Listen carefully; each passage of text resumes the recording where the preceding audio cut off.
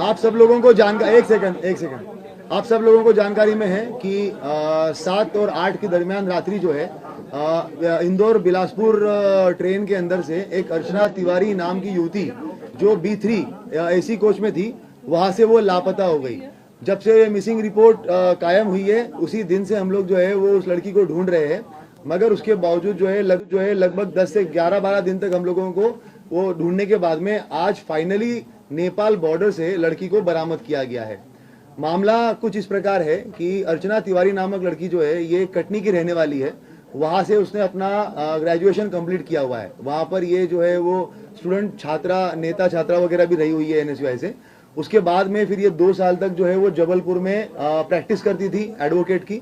उसके बाद इंदौर में ये पिछले 1 साल से एडवोकेट की वकालत कर रही थी। इसी दरमियान जो है इसके परिवार वालों की तरफ से लगातार इसको रिश्ते वगैरह आ रहे थे जिसमें इसको शादी नहीं करनी थी। लगभग 3 से 4-5 शादी के प्रपोजल आने के बाद में कुछ इश्यूज हुए, शादियां टूटी या उसको नहीं करना था, उसने ना बोल दिया। एक इंदौर में जो है इसकी दोस्ती हुई सारांश जोगचंद करके है, 26 साल का लड़का है, शुजालपुर का रहने वाला है। ये 1 जनवरी के आसपास में, मतलब 1 जनवरी 2025 के आसपास में उसकी जो है वो उसके साथ में मित्रता हुई है। और ट्रेन में ही, इसी सेम ट्रेन में जो है ये उस दिन जा रहे थे और आमने सामने जो है इनका रिजर्वेशन था, तो आमने सामने बैठे हुए थे। ये वकील थी, किसी चीज के बारे में बात कर रही थी। सारांश का भी कुछ जो है वो इशू चल रहा था घर पे, तो उस तरीके से उसने उससे बात करना शुरू किया। उसके बाद में बातें जो है वो और भी जो इसके लीगल इश्यूज थे, इसने अपना ड्रोन कंपनी का एक कुछ प्राइवेट लिमिटेड कंपनी बनाने के लिए ये प्रयास कर रहा था इंदौर में, तो उसके लीगल डॉक्यूमेंट को लेकर इन आपस में बातचीत होना शुरू हो गई और उसके बाद में फिर इनकी लगातार बातें शुरू हो गई। जब ये घटना दिनांक जो 7 तारीख है, उसके पहले इसके माता पिता ने और इसके बड़े ताऊ ने जो है वो एक तहसीलदार पटवारी के साथ में इसका रिश्ता फिक्स कर लिया था। उस टाइम पे परिवार के साथ में इसकी लंबी कहासुनी हुई है। उन्होंने कहा कि अब तुम अपनी पढ़ाई वढ़ाई सब छोड़ दो और तत्काल वापस आ जाओ, तुम शादी करके जो है वो तुम्हें जाना ही है। अब की बार जो है वो तुम मना नहीं करोगी और तुम्हारा जो पढ़ाई लिखाई, वो कोटिल एकेडमी में इंदौर में पढ़ाई लिखाई कर रही थी लड़की जो है वो, और साथ में वकालत कर रही थी, तो करियर खत्म करके अब तुम्हें सिर्फ जो है वो शादी करनी है। ये इस तरीके की बातें जब घर में चल रही थी तो उसका काफी बहसबाजी हुई है। लड़की का जो है वो पढ़ने का मूड था और साथ साथ में अभी ये वकालत और सिविल जज की तैयारी करने का मूड था। तो इसने अपने इस दोस्त को, जो सारांश इसका दोस्त था, तो इससे बात करी। 6 तारीख को ये हरदा में एक केस के सिलसिले में गई थी, हरदा के आसपास में। वहीं पे ढाबे पे बैठ के एक तेजिंदर करके है, तेजिंदर सिंह और सारांश और लड़की, इन तीनों की बैठ के बात हुई। वहां पे इन लोगों ने प्लान किया कि किस तरीके से जो है अगर हम लोग मतलब बेसिकली ये छोड़ के भाग जाना है। तब ये भी बात हुई थी कि भाग जाना है तो अभी भाग जाते हैं, तो इतना सब कुछ करने की जरूरत क्या है। मगर उस टाइम पे ये बात हुआ कि ऐसा नहीं, अगर ऐसे करेंगे तो वो पता चल जाएगा।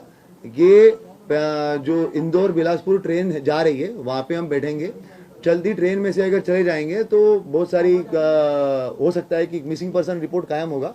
मिसिंग, क्योंकि वो खुद भी एडवोकेट थी, वो ये जानती थी कि भाई GRP में मामला कायम होगा और वहां पर बहुत ज्यादा ये मिसिंग पर्सन वगैरह जो है वो ऐसे होते रहते हैं, तो हो सकता है कि वो मामला जो है वो ऐसे ही निकल जाए और उसके बाद में हम लोग जो है वो अपनी अलग आइडेंटिटी से अपनी अगली लाइफ स्टार्ट कर, मतलब मैं अपनी अगली लाइफ स्टार्ट कर लूंगी। इस तरीके से इन लोगों ने प्लान बनाया। तेजिंदर जो है ये एक गाड़ी चलाने वाला ड्राइवर था। ये इसके संपर्क में जो है वो पिछले लगभग 3-4 महीने से आया हुआ था। तेजिंदर जो है वो सारांश के थ्रू इसके संपर्क में आया था। ये कहीं पे भी जाना जाती थी, माहेश्वर या बाकी जब जगहों पे, तो ये तेजिंदर के साथ में ही जाती थी, तो तब से इसको जानती थी। ये इटारसी रेलवे स्टेशन के पास में रहता था, तो इनकी बात हुई कि कहाँ पर CCTV कैमरे नहीं है। तो तेजिंदर ने बताया कि इटारसी रेलवे स्टेशन जो है वो मैं बहुत अच्छे से जानता हूँ, वहां पर जहाँ पे कैमरे नहीं है वहां से मैं इसको लेके चला जाऊंगा। तो ये डिसाइड हुआ कि ये इंदौर से बैठेगी। उसके बाद में फिर जब ये ट्रेन में बैठी है तो इसने सारांश को फोन किया है। कपड़े जो है वो सारांश शुजालपुर में रहने वाला है सारांश, और इंदौर में अप डाउन करता है। वहां से ये कपड़े खरीद के लेके आया उसके। ये एक अपनी XUV 700 XUV गाड़ी से जो है वो बाय रोड वहां पे इटारसी तक आया और नर्मदापुरम तक आया। नर्मदापुरम में इसको तेजिंदर मिला। तेजिंदर के साथ में इसने उसको कपड़े दिए। तेजिंदर जो है वो नर्मदापुरम में ट्रेन में बैठा हुआ है। ट्रेन में बैठने के बाद में इसने लड़की को कपड़े दिए। उसके बाद में जो सारांश है, ये लड़का पहुंचा इटारसी बाय रोड। उसके बाद लड़की ने जो है वो अंदर ही अंदर कपड़े वपड़े चेंज किए ताकि उसको कोई पहचान ना सके। उसके बाद में ये A2 B3 कोच में ये थी, मगर ये A2 कोच से अलग से बाहर निकली इटारसी में। इटारसी में ऐसे बाहर निकली कि क्योंकि तेजिंदर को पूरा पता था कि कैमरे का सिस्टम कहाँ कहाँ पे है और कहाँ पे नहीं है, तो आउटर एरिया में इसने जो है वो लड़की को उतारा और वहां से उसको लेके चला गया। और बाहर जो है वो सारांश वेट कर रहा था, तो वहां पर उसने जो है वो लड़की को लेके जाकर सारांश को दे दिया। लड़की ने अपने मोबाइल और घड़ी जो है वो तेजिंदर को दे दी और बता दिया कि भाई इसको जो है ये आपका बागतवा और मिडघाट वाला जो एरिया है उस तरफ कहीं तो फिकवा देना, ताकि ये बात हो जाएगी। तेजिंदर से उसने ये भी बात की थी कि हम लोग 3-4 लड़कों से एक रिपोर्ट लिखवा देंगे कि भाई कोई तो लड़की वड़की जो है वो यहाँ पे गिर गई है करके ऐसा। और ट्रेन में जब आगे गाड़ी वाड़ी रहेगी तो वहां पर हम लोग जो है वो कंप्लेंट करवा देंगे। ये सारी बातें हो गई और उसके बाद में उसको मोबाइल और घड़ी वगैरह दे दिया। लड़की जो है वो सारांश के साथ में आगे चली गई। कोइंसिडेंटली सारांश ने एक व्यक्ति को भी साथ में लेके आया था, तो वो भी उसको भी हम लोगों ने राउंड अप करके उससे बयान लिए हुए, वो चश्मदीद गवाह है। उसके बाद में घटना ये हो गई कि तेजिंदर को उसी टाइम पे दिल्ली की पुलिस उठा के लेके चली गई। क्यों? कारण तेजिंदर जो है वो किसी फ्रॉड के मामले में आरोपी था। तो उसी रात, सेम रात को 1 बजे जो है वो ये घटनाक्रम होता है और अगले 1 घंटे में तेजिंदर को पुलिस उठा के लेके चली जाती है। अब जब ये पूरा मामला हमारे पास में आता है, लड़की जानबूझ के सामान पूरा के पूरा सीट पे छोड़ के गई ताकि हम लोग ये सोचे कि लड़की हो ना हो कहीं पे गिरी है, वो कहीं पे भागी नहीं है। अगर भागती तो पूरा सामान लेके जाती। ये पूरा सोच के प्लान करके जो है वो सामान वहीं पर रखा गया था। उसके बाद में जैसा कि उसने सोचा था, जब हमारे पास में मामला आया, सारा डिस्कशन हुआ, बात यही हुई कि भाई सामान जो है वो पूरा के पूरा छोड़ के चली गई है। छोड़ के गई इसका मतलब कहीं ना कहीं गिरी होगी। और मिडघाट और वो वाले एरिया का भी जानबूझ के वो मोबाइल जो है वो उसी एरिया में बंद हुआ था, तो हम लोगों ने वहाँ पर पूरा सर्चिंग ऑपरेशन भी चलाया, पूरे थानों में भी हम लोगों ने बात करी, वो सारी चीज़ें करी। मगर उसी टाइम पे एक चीज़ और, सारांश के साथ में जब बात हुई थी तो स्टार्टिंग में जब जनवरी में उसकी बातें हुई थी तो कॉल पे बात होती थी, मगर उसके बाद में व्हाट्सएप कॉल हुआ था। तो वो उस वजह से जो है उसके साथ में वो बातें जो है वो CDR में डिटेक्ट नहीं हो पाई। हम लोगों ने IPDR निकालने के बाद में उसका नंबर जो जब वापस आया और पता चला कि इससे वापस ये बात हो रही थी और ये लड़का छूट गया है पूछताछ करने के लिए, उसके बाद टीम जो है वो उस तक पहुंची है। तेजिंदर को जब हम लोगों ने ये पता किया, तेजिंदर का नंबर मिला और जब हम लोगों ने उसके बारे में डिटेल पता किया तो हम लोग काफ़ी श्योर हो गए थे कि तेजिंदर इस मामले में लिंक्ड है। मगर जैसे ही हमें पता चला कि ये जो है वो चोरी के मामले में दिल्ली पुलिस उठा के लेके गई है, तो हमें फिर स्टार्टिंग में लगा कि हो सकता है कि ये किसी दूसरे मामले में होगा। पर जब सारांश को उठाया गया और सारांश से जब पूछताछ हुई तो उसने बताया कि तेजिंदर, लड़की और इसने सबने मिलकर ये प्लान किया था। लड़की सारांश के साथ गई, शुजालपुर में गई है, वो गाड़ी की गाड़ी में ही रही, कहीं पे बाहर उतरी नहीं।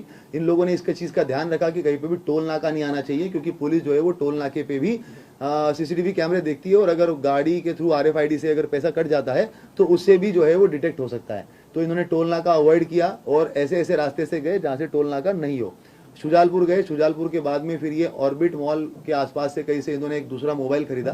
और लड़की, जब तक मीडिया में इस चीज़ का काफ़ी हाइप हो गया था तो जितना इनको एक्सपेक्टेशन था कि मामला एकदम सिंपल तरीके से निपट जाएगा, तो वो लगने लग गया कि अब तो ये नहीं होगा, तो इसको मध्य प्रदेश छोड़ के कहीं तो जाना पड़ेगा जहाँ पे अलग भाषा के लोग हैं। तो इन्होंने हैदराबाद चूज़ किया। उसके बाद ये बुरहानपुर गए, बुरहानपुर से इन लोगों ने जो है वो हैदराबाद की बस पकड़ी। हैदराबाद में जाने के बाद में ये 2 दिन 1 रात जो है वो हैदराबाद में रहे। फिर जब मामला और ज़्यादा हाइप पकड़ने लग गया तो जो सारांश है, ये ड्रोन का जो एक नया स्टार्टअप इसने डाला हुआ है और इसका जो क्लाइंट बेस है वो नेपाल में भी कुछ है। तो इन लोगों की पहले वो बात हो चुकी थी, तो इनकी बात हुई कि अब इसको जो है वो भारत छोड़ के ही हम लोग जो नेपाल की तरफ चले जाएंगे। उसके बाद फिर इन्होंने बस पकड़ी, बस पकड़ के जोधपुर से दिल्ली, दिल्ली से उसके बाद में जो है ये कुछ दिन वो काठमांडू चली गई। लड़की काठमांडू चली गई, लड़का जो है वो वापस आ गया। और लड़के ने ये भी किया कि जो इसका मोबाइल था उसको जब मेन टाइम था उस टाइम पे उसने एरोप्लेन मोड पे करके पूरा के पूरा बंद कर लिया। बाकी टाइम में मोबाइल जो है वो अपना वहीं पे रखकर और दूसरी सिम इशू करवा के पिता के नाम पे उस मोबाइल को उसने पूरा टाइम चलाया, क्योंकि जब सारांश का नाम अगर आए तो मोबाइल जो है वो इंदौर में ही दिखे और उसके ऊपर कोई शक ना जाए। और पिता की अलग से, क्योंकि नई सिम थी, वो तो कुछ कहीं पे कुछ कनेक्शन था ही नहीं उस चीज़ का, तो वो सिम जो है वो उसने अपनी अलग से इस्तेमाल करी। काठमांडू छोड़ के ये वापस आ गया। उसके बाद में 3-4 दिन तक रहा। जब पुलिस ने इसको राउंड अप किया हम लोगों ने सारांश को, और उसके बाद में जब चीज़ें निकल के आई तो उसके थ्रू नया नंबर जो था उसका, उससे बात कर और उसको वहां से बॉर्डर तक बुलवाया गया और बॉर्डर पे लाखिमपुर खीरी पुलिस की मदद से हम लोगों ने जो है वो लड़की को बरामद किया। बरामद करके जो है वहां से दिल्ली और दिल्ली से अभी सुबह सुबह फ्लाइट से यहाँ पे लेके आए हैं। अगर कोई अलग और कुछ सवाल पूछना चाहता है तो एक एक करके पूछते हैं। हाँ, आप पहले इनका क्वेश्चन का जवाब दे देता हूँ। फिल्म देख के वैसा कुछ नहीं है। लड़की एडवोकेट है, पहले भी छात्र नेता रह चुकी है, सिविल जज की तैयारी कर रही है, काफी कुछ चीजें उसको पता है। जीआरपी का काम करने का तरीका, डीएफ का काम करने का तरीका, मिसिंग पर्सन का कितना इंपॉर्टेंस होता है, क्राइम का कितना इंपॉर्टेंस होता है, 363 का कितना इंपॉर्टेंस होता है, ये सारी चीजें उसको पता है। तो जो प्लान बना है वो तीनों लोगों ने मिलकर आपस में बना के और उसके बाद में फिर एक एक करके मैं सभी सर, क्या तेजिंदर को कोई पैसे वैसे दिए थे इन लोगों ने मदद करने के? ये तेजिंदर का एक सवाल पहले जो है मैं इसका जवाब दे देता हूँ। तेजिंदर जो है ये सारांश जब इंदौर में रहता था लगभग 2021-22 के बीच में, तो आमने सामने रहते थे। उस टाइम पे इन लोगों का कुछ पैसों का लेन देन हुआ था। तेजिंदर ने काफी लोगों से उधारियां लेके रखी थी, तो उसमें सारांश से लगभग 2 से 2.5 लाख रुपए लिए हुए थे। तो वो जो पैसों का लेन देन था वो उनका चल रहा था, 2.5 लाख रुपए वो दे नहीं रहा था। तो उसी चीज के लिए फिर ये काफी बात होने लग गई, तो ये उसका ड्राइवर बन गया और उसके बाद में फिर उस चीज का कि भाई तुम्हारा जो पैसा दिया हुआ उसी में से कुछ निकाल लो। इस तरीके से वो तेजिंदर जो है वो इन्वॉल्व हुआ। राम तोमर वाली बात में पहले कंप्लीट कर लेते हैं। गुमशुदगी वाले मामले में कहीं से कहीं तक इन्वॉल्व नहीं है, मगर राम तोमर की जो पहचान है वो लगभग ग्वालियर जबलपुर में जब लड़की प्रैक्टिस करती थी उस टाइम पे किसी के थ्रू ही है। लड़की से हमने बातचीत करी है, आप भी अलग से अभी बाद में भी उससे जब भी बातचीत होगी तो जानकारी में आएगा। लड़की का कहना है कि राम तोमर को आज तक उसने चेहरा भी नहीं देखा उसका, मगर राम तोमर उसको लगातार फोन करता था और उसने बीच में 3 से 4 बार उसके टिकट्स बना दिए थे, जो एक भी टिकट में वो वापस गई नहीं है। उसका ये कहना था कि तू ग्वालियर आ जा और ग्वालियर में जो है वो प्रैक्टिस कर। वो थोड़ा परेशान थी उससे कि वो बार बार फोन क्यों करता है करके। जब वो ऑफिशियल काम है तब तक तो ठीक है, पर बार बार फोन क्यों करता है। मगर जो गुमशुदगी वाला पार्ट है उससे राम तोमर का कुछ भी लेना देना नहीं है। कोई क्वेश्चन?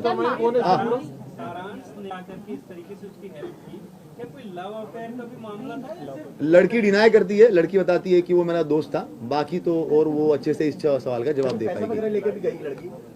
लड़की के पास में हाँ कुछ पैसा वगैरह, लड़की क्योंकि कमाती थी, खुद ही उसके केस वेस चलते थे।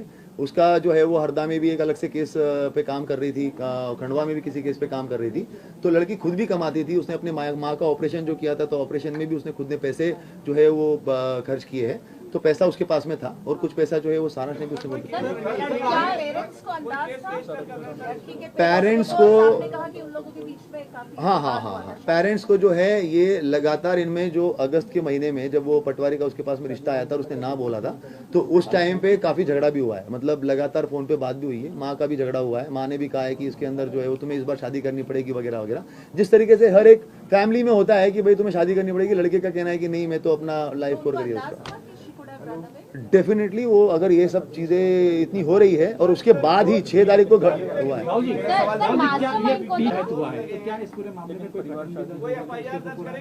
अभी तो क्योंकि मेन जो है वो लड़की ने सोच समझ के अपने पूरे होशो आवाज में कंसेंट में ये सारी चीजें करी है, तो अभी तो वो मिसिंग पर्सन में ही रहेगा। कोई ऐसा अभी तक बयान नहीं आया हो जिसके अंदर कोई क्रिमिनल केस है। मास्टरमाइंड अगर कहेंगे तो ये तीनों लोगों ने आपस में मिलकर ये प्लान बनाया हुआ है, जिसमें मेन प्लान जो है वो लड़की का है और बाकी जो वो उस तरीके की चीजें है कि कहाँ पे हमें सीसीटीवी कैमरे बाईपास करने हैं, रोड्स कहाँ पर निकल के आ जाएंगे, नेपाल में कौन मदद करेगा, वहां पे किसकी मदद होगी, तो ये तो बेसिकली तीनों ने मिलकर। सवाल ही उठ रहा कि 3 4 जिलों की पुलिस लगातार सर्च कर रही थी, काफी परेशान हुए थे, तो उसके बाद भी कोई अपराध नहीं बन रहा। अभी तक तो कानूनन जो है इसमें कोई ऐसा आपराधिक सेक्शन तो अट्रैक्ट नहीं कर रहा है। इसमें जरूर जो है वो हम लोग और भी लीगल ओपिनियन भी ले लेंगे, मगर अभी तक इसमें कोई भी ऐसा राम तोमर एक तरफा लव करता था, जिस तरह परेशान कर रहा था, कोई इस तरह की बात भी सामने आई। इस पे मेरा कुछ कहना उचित नहीं होगा। जो फैक्ट्स है वो तो मैंने आपको बता दिए कि फोन वोन वो करता था। 3 से 4 बार उसने टिकट भी बनाया है जिसमें लड़की गई नहीं है वहां पर। तो एक तरफा ही डिस्कशन था, लड़की का कहना है कि, और कुछ जो है वो क्रिमिनल केसेस के अंदर उसने उसको मदद करी है, मतलब फोन वोन पे ही मदद करी है किसी के थ्रू रेफरेंस लेकर, जब वो जबलपुर में 2 साल प्रैक्टिस करती थी उस टाइम पे। सर लड़की ट्रैवल कर रही थी बीच में, सर आप हैदराबाद में है। लड़की जो ट्रैवल कर रही थी, सबसे पहले तो उसने अपना मोबाइल जो है वो मिडगार्ड सेक्शन में बंद करके फिकवा दिया था। उसके बाद में लड़की ने इस चीज का ध्यान रखा था, इवन मतलब जो ये घटनाक्रम हुआ है उसके 7-8 दिन पहले से भी जो है ना, लड़की का 31 जुलाई से लड़की के फोन के अंदर भी जो है वो कुछ लोगों का बात बंद हो गया। BSNL का मोबाइल जो है वो बंद कर दिया, 2 सिम थे, 1 सिम बंद कर दिया। तो उसके बाद जब लड़की यहाँ से निकली है तो लड़की निकलते वक्त भी जो हम लोगों ने सीसीटीवी कैमरे भी देखे हैं उसके अंदर भी लड़की ने ये ध्यान रखा हुआ है कि वो गाड़ी के अंदर जो है वो लेटी हुई है, कहीं पे भी गाड़ी के विंडशील्ड में नहीं आ रही है, तो कैमरे में नहीं आई है। क्या मोबाइल फोन भी जो सिम कार्ड भी जो है वो उसने मध्य प्रदेश में कहीं पे भी सिम कार्ड नहीं खरीदा है, ना उसने मोबाइल खरीदा ना उसने सिम कार्ड खरीदा। और जब लड़का भी जो उसके साथ में था उसका मोबाइल वहीं पे रखकर कि भाई वो जो है उसकी लोकेशन लाइव रहे, दूसरा सिम लेके दूसरा मोबाइल लेके उसके साथ ट्रैवल किया। ये तो मिल गई, लेकिन उस तरह के और भी कितने मिसिंग मामले हैं अभी तक अपने पास, इसके ऊपर अभी भी कार्रवाई? ये तो अपन बाद में लास्ट में क्वेश्चन का जवाब देंगे। और कोई स्पेसिफिक जवाब? घर से भागने के लिए की थी। इस एक मतलब लॉजिकली सोचिए, घर से भागने के और भी तरीके होते हैं, लेकिन इतने अलग अलग जगह इतने लोगों को इन्वॉल्व करना सिर्फ घर से भागने के लिए। देखिए बात एकदम वैसी है, मतलब ये लगभग हम लोग जो है वो लड़के से भी 2-3 दिन से पूछताछ कर रहे हैं, 2 दिन उससे भी पूछताछ करते करते हो गए, साथ साथ में लड़की से भी बातचीत करते हो गया। मगर एक ये है कि लड़की लगातार वो रिश्तों को डिनाई कर रही है, उसको वहाँ से निकलना है। परिवार का प्रेशर, सोशल प्रेशर जो आज की तारीख में यंग जनरेशन में जिस तरीके से बार बार इस तरह के केसेस देखे जाते हैं, और लड़की एडवोकेट है, उसको पता है, उसको लग रहा है कि भाई जीआरपी में मूविंग ट्रेन में अगर होगा तो कहीं ना कहीं वो मृत घोषित कर जो है वो मामला रफा दफा हो जाएगा और मैं अपनी नई आइडेंटिटी के साथ में चली जाऊंगी। उस तरीके से उसने प्लान बनाया हुआ है। मामला भी उसी तरह का है कि घर वाले जबरदस्ती शादी कराना चाह रहे थे, इसलिए उससे बचने के लिए। और जब ये जो इवॉल्वमेंट हुआ, मतलब इवॉल्व हुआ है मामला, वो तब इवॉल्व हुआ है, उसको एज ए एडवोकेट उसको ये था कि मिसिंग पर्सन रिपोर्ट को कोई बहुत ज्यादा तवज्जो मिलने नहीं वाली है। जब वो मामला तुल पकड़ा, पहले तो वो शुजालपुरी गए थे, वहां पे उन्होंने एक रूम जो है वो रेंट पे भी ले लिया था, मगर जब वो मीडिया में तुल पकड़ा तो उन्होंने बोला कि मध्य प्रदेश छोड़ना पड़ेगा। उस टाइम पे वो डिसाइड हुआ कि मध्य प्रदेश तो छोड़ना पड़ेगा। क्यों? क्योंकि मामला बहुत तुल पकड़ लिया, लगातार सोशल मीडिया पे आ रहा है यहाँ पे। और कोइंसिडेंटली ये हुआ कि जिस जगह पे उन्होंने रूम रेंट पे लिया था वो किसी पास में ही पुलिस वाले का था, तो आते जाते जैसे ही मामला मतलब ज्यादा तुल पकड़ेगा तो ये पुलिस वाला मुझे जरूर पहचान लेगा, तो इसीलिए यहाँ से निकलना बहुत जरूरी है। फिर ऐसे करके वो हैदराबाद निकल गई। हैदराबाद निकलने के बाद में जब मामला और ज्यादा तुल पकड़ने लग गया तो उसके बाद में फिर जो है 14 अगस्त था जिस दिन वो दिल्ली पहुंची, 15 अगस्त के दिन जो है वो काठमांडू चली गई थी, और 14 अगस्त को काठमांडू चली गई थी, और 15 अगस्त को जो है वो लड़का उसको छोड़ के वहां से वापस आ गया था।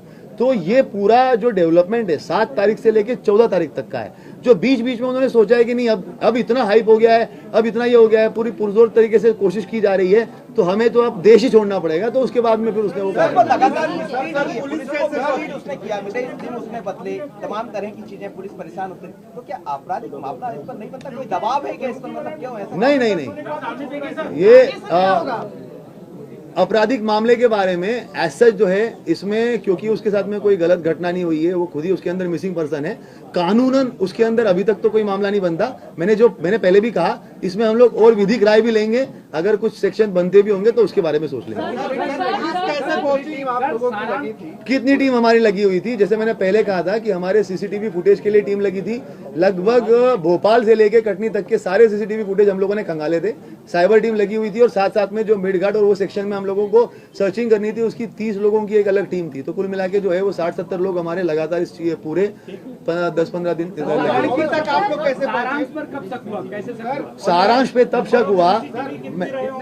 सीसीटीवी तो मतलब ये है कि मतलब बता ही नहीं सकते, वो कम से कम 400-500 से ऊपर ही होंगे, क्योंकि हर स्टेशन पे 40-50 है सीसीटीवी, सबको निकालना। और सिर्फ स्टेशन नहीं, उनके आउटर एरिया और उनके जो बाहर के कैमरे हैं, मतलब कोई बाहर निकल रहा है तो उसके लिए भी वो भी कैमरे खंगालना। एक सारांश पे कब शक हुआ, ये अच्छा क्वेश्चन है।